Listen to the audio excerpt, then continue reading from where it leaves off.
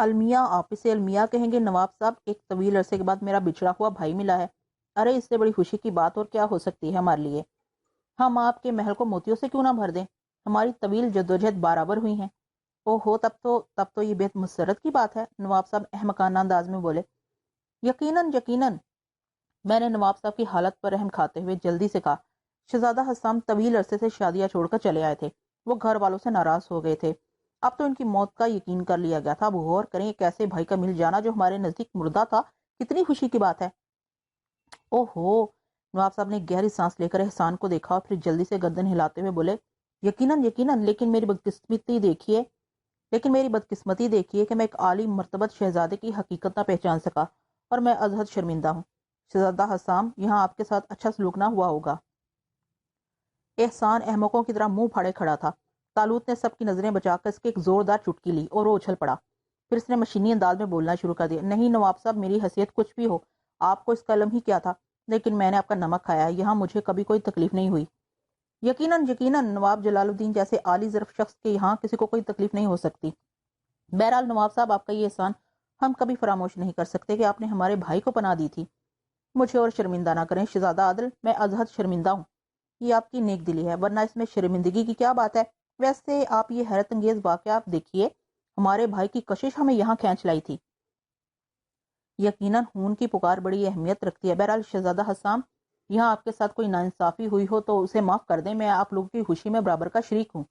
بہت بہت شکریہ نواب صاحب، کیا ہم اپنے بھائی کو اپنے ساتھ رکھ سکتے ہیں؟ تالوت نے پوچھا۔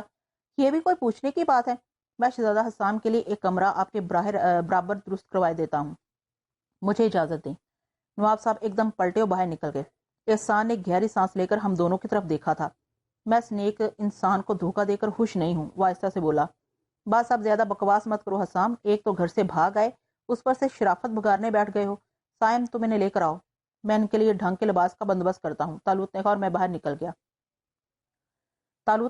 باہر نکل گیا۔ سائم بھائی، آپ لوگ کے خلوص اور نایت کا میرے پاس کوئی جواب نہیں ہے، لیکن اس کے باوجود آپ سے کچھ گفتگو کرنا چاہتا ہوں۔ فرمائیے، میں نے کہا۔ دیکھیے، سیمی میری حیثیت سے پوری طرح واقف ہے، وہ مجھے اس ڈرامے میں شریک دیکھے گی اور میرے زبان سے جھوٹ سنے گی تو بدزن ہو جائے گی۔ کیا آپ لوگ یہ اجازت بھی نہیں دیں گے کہ میں اسے بات کر لوں؟ اس سے کیا بات کرو گے؟ میں اسے پوری حقیقت بتا کر مشورہ طلب کروں گا، اگر اس نے مجھے اس حیثیت میں قبول کر لیا تو پھر میں آپ کے تمام احسانات قبول کر لوں گا، اگر اس نے یہ سب کچھ پسند نہ کیا تو آپ جانتے ہیں میرے لیے یہ سب بیکار ہوگا۔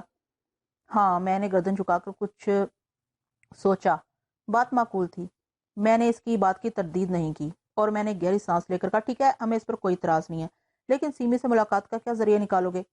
آپ کسی طرح نواب صاحب کو اس بات پر تیار کر لیں کہ ابھی وہ میری حیثیت کا اعلان نہ کرے۔ ٹھیک ہے، اس کے بعد میں سیمی سے ملاقات کی کوئی سبیل نکالوں گا۔ چلو، یہ کام بھی ہم کر دیں گے، جب تم اسے حقیقت بتاؤ گے تو ہمارے بارے میں بھی بتانا ہی پڑے گا۔ ہاں، احسان نے کہا۔ اور کچھ؟ میں نے پوچھا۔ اسی پر تالوت وہاں آ گیا۔ بعد میں اسے احسان سے ہونے والی گفتگو بتانے لگا۔ تالوت نے بھی اس پر اعتراض نہیں کیا تھا۔ پھر ہم دونوں احسان کو لے کر چل پڑے اور اپنے کمرے میں آ گئے۔ یہیں پر نواب صاحب سے ملاقات ہوگی، جنہوں نے ہمارے برابر یہ کمرہ احسان کے لیے درست کروا دیا تھا۔ اگر ناگوارے خاطر نہ ہو نواب صاحب، تو ابھی میرے بھائی کی حیثیت سے دوسروں کو متعارف نہ کرائیں، ہمیں ازحد شرمندگی ہوگی۔ اس طرح انہیں پیش کرنے کے لیے تھوڑے سے انتظامات کی مہلت دے دیں۔ جیسا پسند کریں، میرے لائق کوئی خدمت ہو تو بیان کریں۔ نواب صاحب نے کہا، ہم تو یوں ہی آپ کے لیے کافی تکلیف دہ بن گئے ہیں، بہرحال اگر کوئی ضرورت ہوئی تو ضرور تکلیف دیں گے۔ ہاں، شمشیر صاحب کی کیا کیفیت ہے؟ کافی حد تک ٹھیک ہے، ابھی تھوڑی دیر پہلے چہل قدمی بھی کی ہے، نواب صاحب نے کہا۔ ان سے بھی مزاج پرسی کرنی ہے، بہت دلچسپ انسان ہے، میں نے کہا، اور نواب صاحب نے گردن جھکا لی۔ شمشیر کے تذکرے پر وہ شرمندہ ہو جاتے تھے۔ پھر انہوں نے اجازت چاہی۔ ایک بار پھر اپنے بھائی سے اس طرح ملاقات ہونے پر میری طرف سے پرخلوص مبارکباد قبول فرمائیے، میں ذرا چلوں۔ بہت بہتر، میں نے کہا، اور نواب صاحب لوٹ گئے۔ ہم دونوں احسان کی طرف متوجہ ہوئے۔ احسان کے چہرے پر عجیب سی کشمکش نظر آ رہی تھی۔ اے میرے پیارے بھائی، اب تو کہاں کھو گیا؟ تالوت نے مذاق خیز انداز میں پوچھا۔ کچھ نہیں، احسان نے مسکراتے ہوئے کہا، ایک دلچسپ اتفاق پر غور کر رہا تھا۔ اللہ، ہمیں بھی بتا دو نا، تالوت نے زنانہ انداز میں کہا، اور احسان ہنس پڑا۔ میں سوچ رہا تھا شہزادہ عادل کہ میرا نام احسان ہے، کیا زمینی نام ہے؟ احسان کیا جاتا ہے یا لیا جاتا ہے؟ میں نے پیدا ہو کر دنیا پر کیا احسان کیا ہے سوائے اس پر بوجھ بننے کے؟ چنانچہ دنیا نے مجھے خود پر سوار کر کے خود میرے پر احسان کیا ہے، گویا میرا نام احسان لینے والا ہے۔ محبت کی کامیابی کے لیے بھی کچھ نہیں کر سکا، اس کے لیے بھی آپ کا احسان مجھ پر ہوگا، بشرطے کہ یہ بیل منڈے چڑھ گئی۔ آپ کا نام عادل ہے اور آپ اس میں بامسمہ ہیں، یہ ناموں کا الٹ پھیر بھی کیسا عجیب ہے۔ ہاتھوں کے الٹ پھیر کے بارے میں کیا خیال ہے؟ طالوت نے ہونٹ بھیج کر پوچھا۔ میں نہیں سمجھا۔ احسان نے اسے دیکھا۔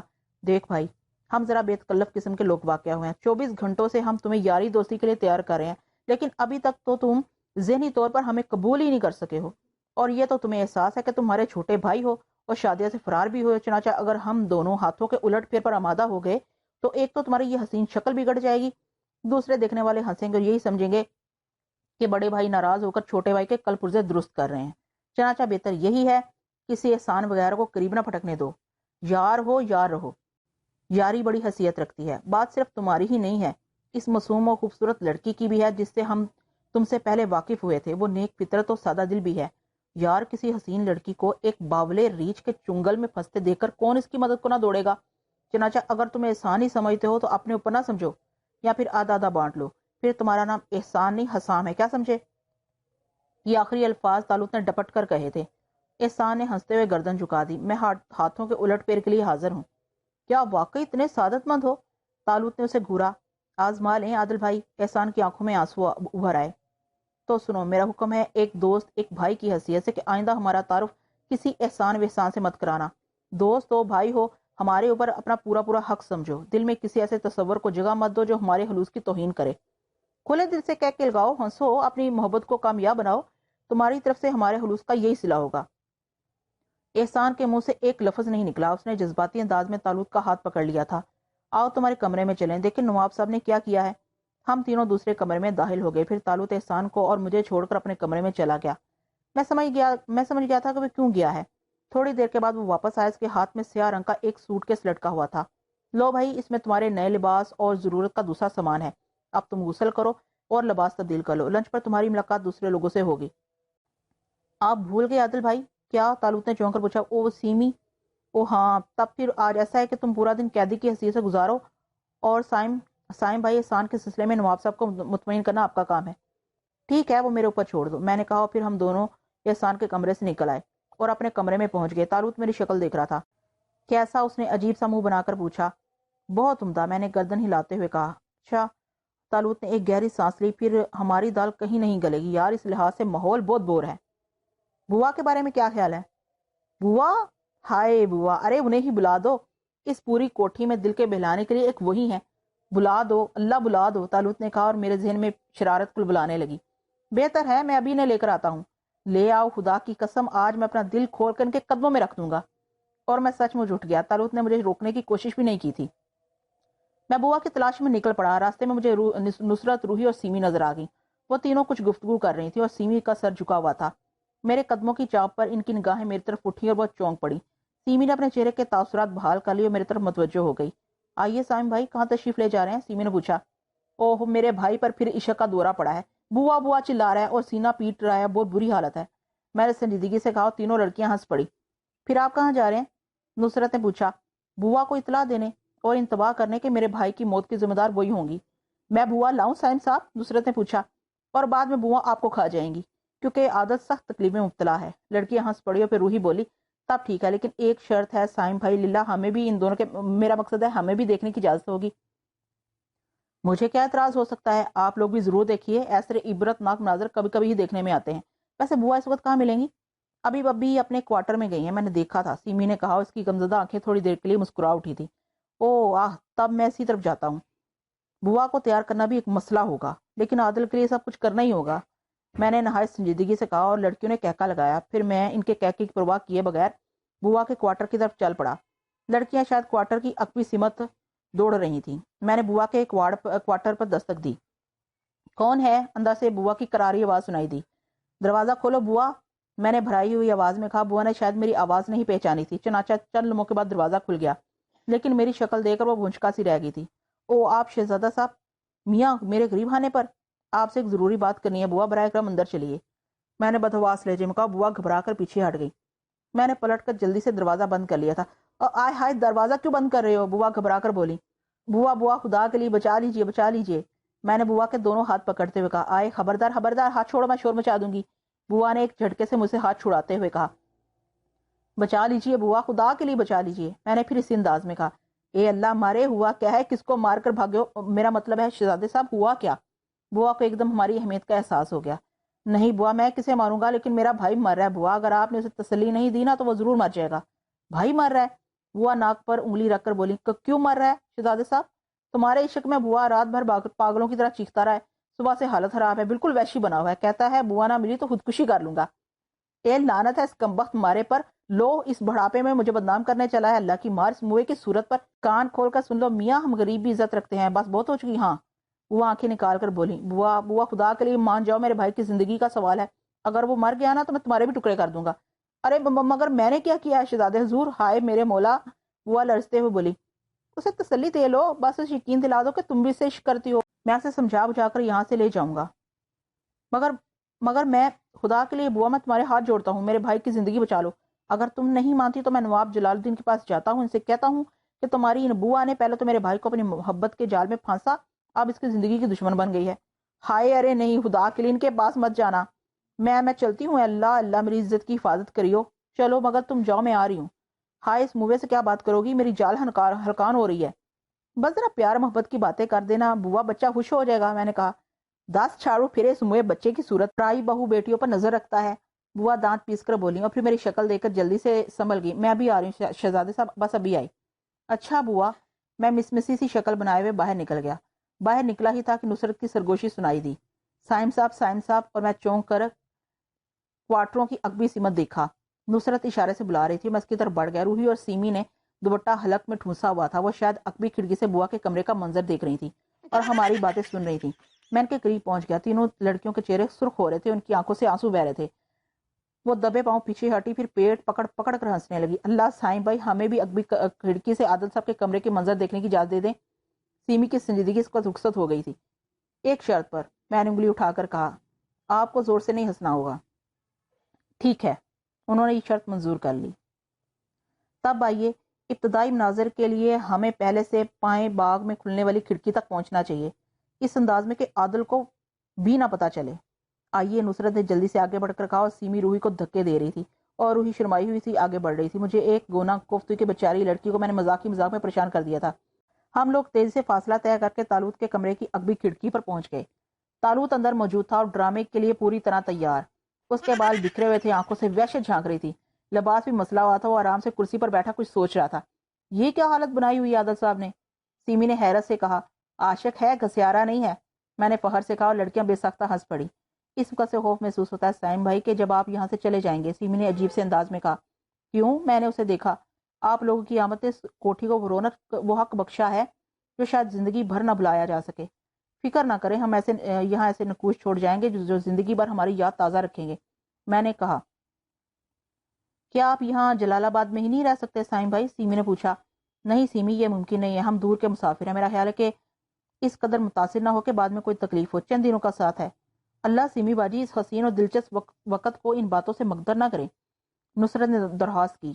بوا بھی آئی نہیں؟ سیمی جلدی سے بولی. اس کے تالوت کے کمرے کے دروازے پر دستک سنائی دی. کون ہے؟ اس نے چونکتے ہوئے پوچھا. دروازہ کھولو. بوا کی آواز سنائی دی اور تالوت دروازے پر پہنچ گیا. میں نے کھڑکی کا پٹ ذرا سا کھول دیا تاکہ اندر کی آواز میں بھی صاف سنائی دے سکیں, ہمیں بھی صاف سنائی دے سکیں. تالوت نے دروازہ کھول دیا تھا, پھر وہ اچھل کر پیچھے ہٹ گیا. اس کی گمبھیر آواز ابھری.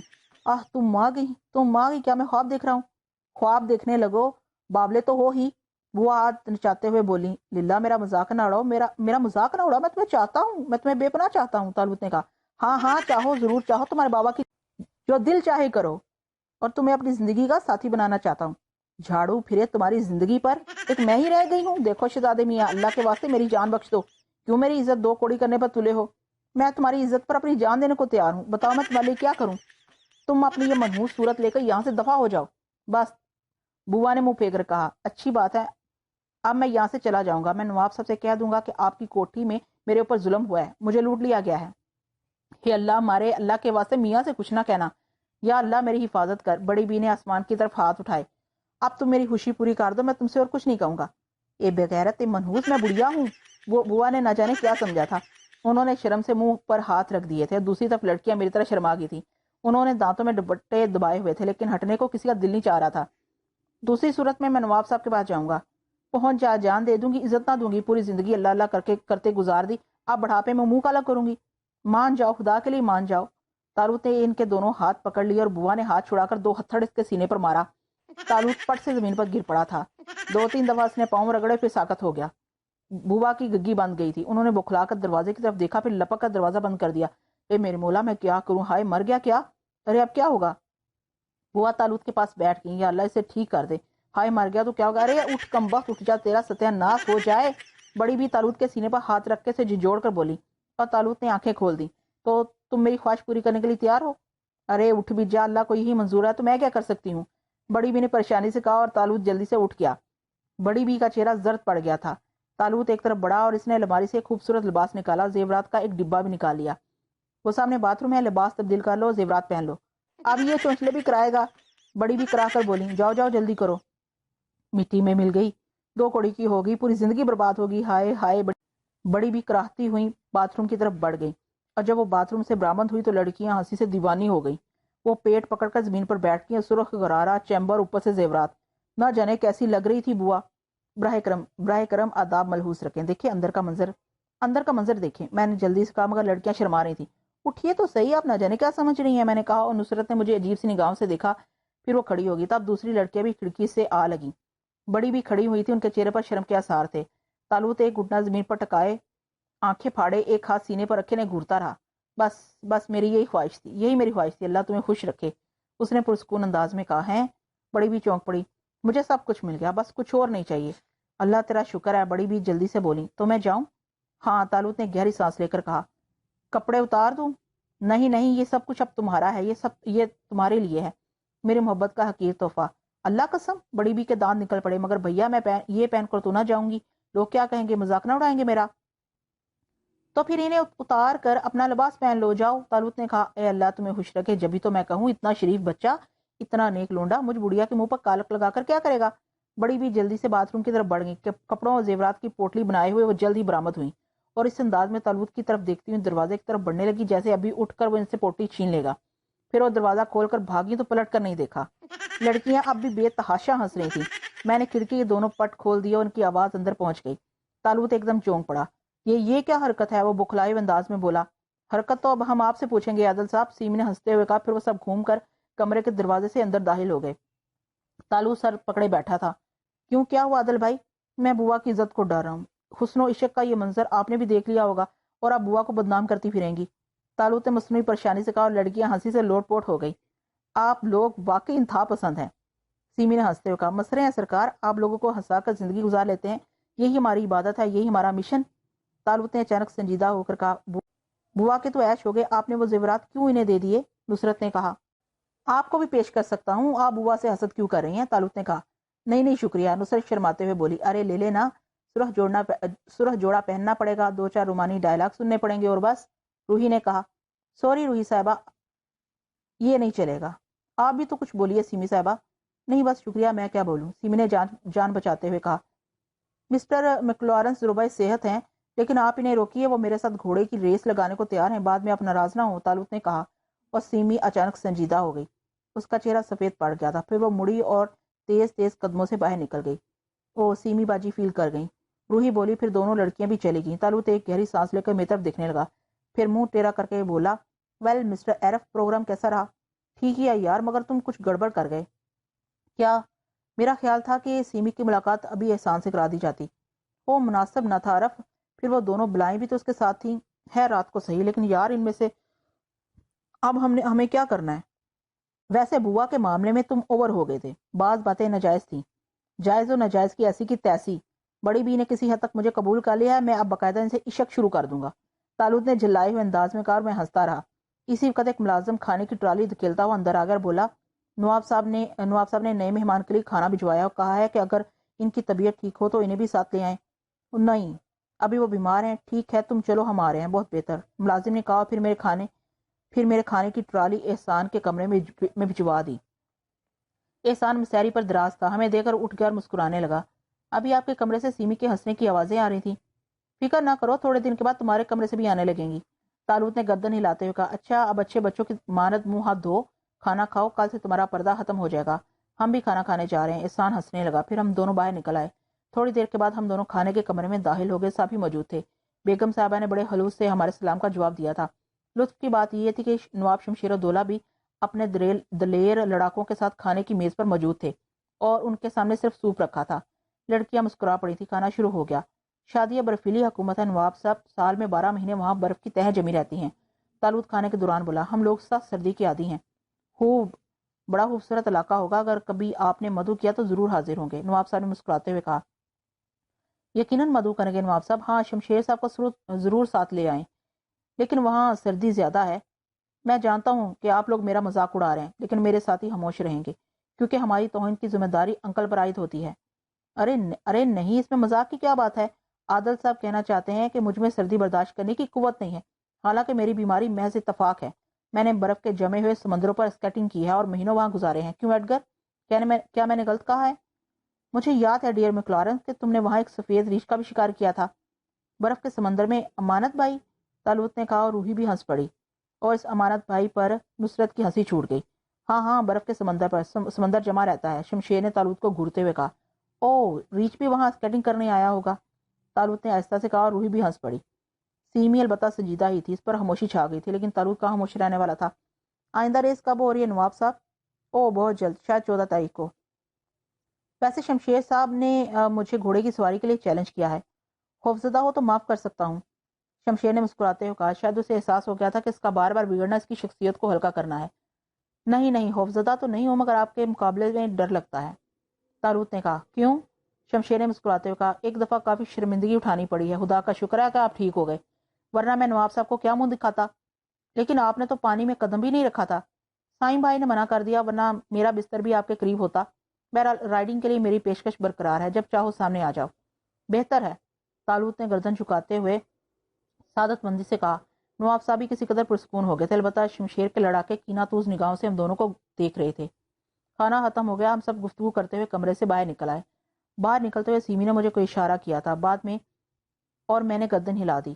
ہم نواب صاحب سے اجازت لے کر اپنے کمرے کی طرف چل پڑے۔ کمرے میں پہنچ کر میں تالوت سے سیمی کے اشارے کے بارے میں گفتگو کرنے لگا۔ میرے سمجھ میں کچھ نہیں آیا تھا، لیکن چند منٹ کے بعد سیمی اکبی کھڑکی میں نظر آئی، اس نے شیشہ بجایا تھا۔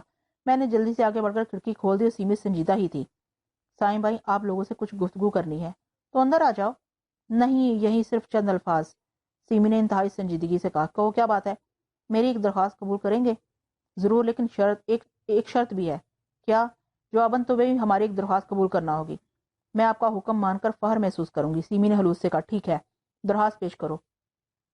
خدا کے واسطے میرے لیے آپ لوگ شمشیر الدولہ کے منہ نہ لگا کریں، وہ مذاق کو سمجھنے کی حس نہیں رکھتے، وہ ذہنی طور پر نہ جانے کیا ہیں وہ، لیکن آپ ان سے نہ الجھے ورنہ وہ ہمارے خاندان کے لیے ایک مصیبت بن جائیں گے۔ ٹھیک ہے سیمی، لیکن وہ ہماری درخواست، آپ نے میری درخواست منظور کر لی 100%۔ اگر وہ ریس کے لیے کہیں تب آپ تیار نہ ہوں، اس کی وجہ بھی بتا دو۔ ان کے پاس صرف باتیں ہیں، اگر انہیں نقصان پہنچ گیا تو ہم ذلیل ہو جائیں گے۔ ان کی کیفیت آپ دیکھ بھی چکے ہیں، میں تو ان کی بیماری سے لرز رہی تھی۔ تو سنو سیمی، اگر انہوں نے ریس کا چیلنج دیا تو ضرور قبول کیا جائے گا، لیکن فکر مت کرو، ریس نہیں ہوگی، ہمارا وعدہ ہے۔ بہت بہت شکریہ، یہی کافی ہے، اور ہماری درخواست کہہ کر شرمندہ نہ کرے، حکم دے، سیمی نے کہا۔ آج رات کو ڈنر کے بعد جب لوگ سونے کے لیے کمروں میں چلے جائیں تم تھوڑی دیر کے لیے ہمارے پاس آؤ گی، میں نے کہا۔ سیمی ایک لمحے کے لیے تو بھونچکی رہ گئی، پھر اس کے چہرے سے شرمندگی کے آثار نظر آئے، پھر وہ بڑے اعتماد سے بولی، میں حاضر ہو جاؤں گی۔ شکریہ سیمی، ہم انتظار کریں گے، تالوت نے کہا، اور سیمی مڑ کر واپس چلی گئی۔ یار تالوت، اس میں کوئی شک نہیں ہے کہ ان لوگوں میں بلا کی اپنائیت ہے اور انہوں نے ہمارے ذہنوں کو بری طرح جکڑ لیا ہے۔ میں نہیں سمجھا، جب میں نے سیمی سے رات کو آنے کے لیے کہا تھا تو اس کے چہرے کے تاثرات دیکھے تھے؟ ہاں، مگر انہیں پڑھ نہیں سکا۔ پہلے تو وہ حیران ہوئی تھی کیونکہ وہ الفاظ بھی ایسے تھے، اس کے ذہن میں کچھ غلط خیالات آئے ہوں گے، لیکن پھر وہ ان خیالات پر شرمندہ ہوئی اور اس نے بڑے اعتماد سے وعدہ کر لیا جیسے اسے ہم لوگوں پر مکمل بھروسہ ہو۔ ارے تو کون سے برے لوگ ہیں ہم، تالوت نے عجیب سے انداز میں کہا، اور میں ہنسنے لگا۔ رات کا کھانا حسب معمول نواب صاحب کے ہاتھ ساتھ کھایا، احسان کے لیے وہیں کھانا آ گیا تھا۔ کھانے کے بعد کافی دیر تک گفتگو ہوتی رہی، تالوت نے سیمی سے کیا وعدہ پورا کیا تھا، حالانکہ شمشیر الدولہ نے کچھ چپتے ہوئے فکرے پھینکے بھی، لیکن تالوت بڑے صبر سے انہیں پی گیا، اس لیے شمشیر الدولہ کا موڈ بحال رہا۔ کافی وغیرہ پینے کے بعد سب اٹھ گئے۔ شمشیر الدولہ حسب عادت بےہودگیاں کرتا رہا، آج تو اسے بولنے کا بہت زیادہ موقع مل گیا کیونکہ میں اور تالوت خاموش تھے۔ ہاں، نواب صاحب سے جب کوئی بات برداشت نہ ہوتی تو بول ہی پڑتے۔ بہرحال اٹھتے ہوئے سیمی نے ہمیں شکر گزار نگاہوں سے دیکھا تھا۔ میں نے اسے مانی خیز نگاہوں سے، پھر ہم لوگ اپنے کمرے میں واپس آ گئے۔ کمرے میں آ کے ہم نے چند منٹ انتظار کیا، پھر احسان کے کمرے کے دروازے پر دستک دی۔ احسان جاگ رہا تھا اور ہم لوگوں کا منتظر تھا۔ میری عجیب پوزیشن ہے، اس نے مسکراتے ہوئے کہا۔ غالباً چوروں جیسی، طالوت نے مسکراتے ہوئے کہا۔ یقیناً، احسان بھی مسکراتے ہوئے جواب دیا۔ اس نے غالباً ذہنی طور پر ہماری پیشکش قبول کر لی تھی۔ بس اب تیار ہو جاؤ، محترمہ تشریف لاتی ہوں گی۔ او، آپ نے انہیں کیا بتایا ہے؟ ابھی تک کچھ نہیں۔ ارے ہمارا بھی اس پر حق ہے، بھابھی ہے ہونے والی، کیا وہ ہماری اتنی بات بھی نہیں مانے گی؟ لیکن استاد کمال دیکھنا ہے، اسے ہر قیمت پر تیار کرنا ہے۔ ایک شرط پر، احسان نے کہا۔ وہ کیا؟ میں نے جلدی سے پوچھا۔ آپ لوگ وعدہ کریں کہ اپنے کمرے میں نہیں رہیں گے، احسان نے شرماتے ہوئے کہا۔ ہم خدا کو حاضر ناظر جان کر کہتے ہیں کہ اپنے کمرے میں نہیں رہیں گے، طالوت نے قسم کھا لی، اور میں نے ایک ٹھنڈی سانس لی۔ اس بدماش سے مجھ سے زیادہ اور کون واقف ہو سکتا تھا؟ احسان کو سمجھا بجھا کر ہم اپنے کمرے میں آ گئے، سیمی کا انتظار کرنے لگے۔ خیریت ہی ہوئی، کیونکہ ہمارے کمرے میں دال ہونے کے 2 منٹ کے بعد سیمی نے کمرے کے دروازے پر دستک دی۔ آ جاؤ، میں نے کہا۔ طالوت سنبھل کر بیٹھ گیا۔ سیمی سفید لباس پر سیاہ چادر اوڑے ہوئے تھی اور اس کے چہرے پر استجاب نظر آ رہا تھا۔ ہم دونوں سنجیدہ ہو گئے۔ طالوت نے تمام گفتگو میرے اوپر چھوڑ دی تھی۔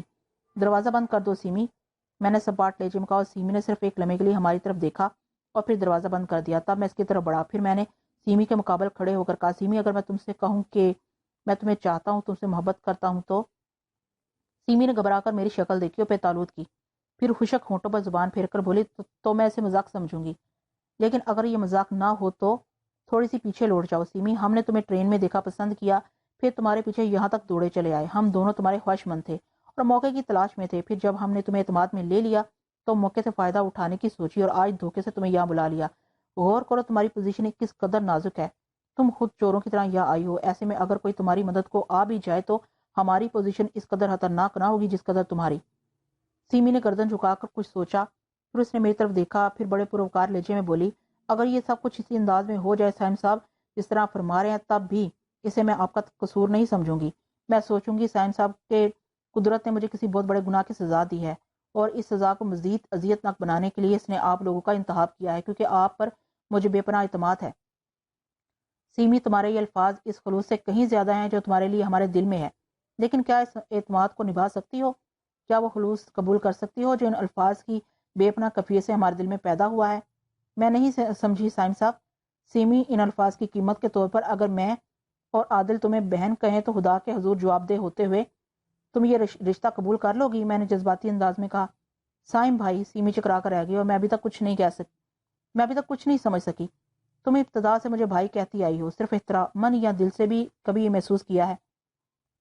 میں خدائے بزرگ و برتر کو سامنے رکھ کر کہتی ہوں سائم بھائی کہ ابتدا میں ٹرین میں ہی آپ دونوں مجھے بہت پسند آئے تھے۔ اس کے بعد آپ ہمارے قریب آ گئے، ہمارا ساتھ رہا۔ آپ کی دلچسپ شرارتوں اور شگفتہ طبیعت نے میرے دل میں ایک جذبہ پیدا کر دیا۔ اس جذبے کو عشق کا نام نہیں دے سکتی، کیونکہ یہ آپ دونوں سے یکساں تھا۔ ہاں، ایک تصور ضرور تھا، ایک خواہش ضرور تھی کہ کاش پوری عمر آپ دونوں کے ساتھ ہی بسر ہو سکتی۔ آپ کی حسین شخصیتیں دل کے گوشوں میں پنہاں تھیں، اگر آپ کی ذرا سی توہین ہوتی تو دل اندر سے کٹتا ہے۔ مجبوریاں بھی ہیں، گویا روح کا رشتہ طے ہو گیا۔ یقیناً، سیمی نے بڑے اعتماد سے کہا۔ درمیان میں کوئی اجنبیت بھی نہیں رہی؟ قطعی نہیں، سیمی نے مضبوط لہجے میں کہا۔ لہجے کی یہ مضبوطی برقرار رہے گی تا زندگی؟ تب صرف اتنا سمجھ لو کہ سب کے فرائض منتخب کیے گئے ہیں۔ اگر تمہارے 2 بھائی تمہارے لیے کچھ کرنا چاہیں تو اسے رد کرنا روح کی دھجیاں اڑانے کے مترادف ہے۔ عشق خدا کی طرف سے دیا جاتا ہے، جذبے سچے پاک صادق ہوں تو انسان اولیاء کہلاتا ہے۔ آؤ، میں تمہارا امتحان چاہتا ہوں۔ میں حاضر ہوں، سیمی نے کہا۔ میں نے آگے بڑھ کر اس کا ہاتھ پکڑ لیا، پھر میں دروازے سے نکل گیا۔ سیمی حیرتزدہ نظر آ رہی تھی۔